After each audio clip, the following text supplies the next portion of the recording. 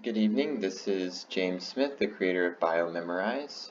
We're continuing in the nervous system. Tonight we're talking about the cranial nerves. There are 12 cranial nerves, and there are various ways to remember those 12 cranial nerves. But tonight I'd like to give you a memory trick that I learned from my neuroanatomy professor, which is a mnemonic to help us remember of those 12 cranial nerves, which of them have a sensory function only, a motor function only, or both? They have a sensory function and a motor function, or a sensory aspect and a motor aspect. So of the 12 cranial nerves, we can see here that I have S's, M's, and B's. S's would indicate sensory, M's would indicate motor, and B would indicate both.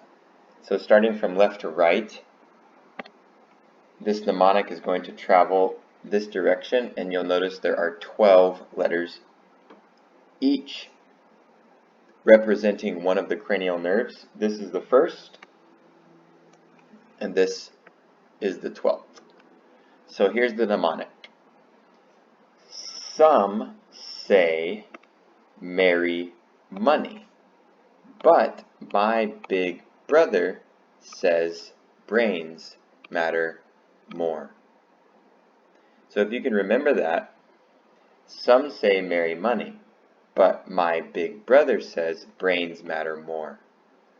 And if you can remember that mnemonic and then count as you're saying it, then for example I could say, okay, the trigeminal nerve, the 5th cranial nerve, is that sensory, motor, or both?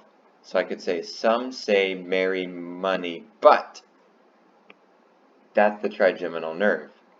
And that means the trigeminal nerve must have a sensory function. We know the sensation of the face is involved with this cranial nerve. And the motor function, the muscles of mastication, for example, are an aspect of this cranial nerve, the chewing muscles. So this is a simple mnemonic to help whosoever be able to determine of the 12 cranial nerves, are they a uniquely sensory nerve like the first one, like olfaction, or the optic nerve, or are they a mixed cranial nerve that has both sensory and motor functions?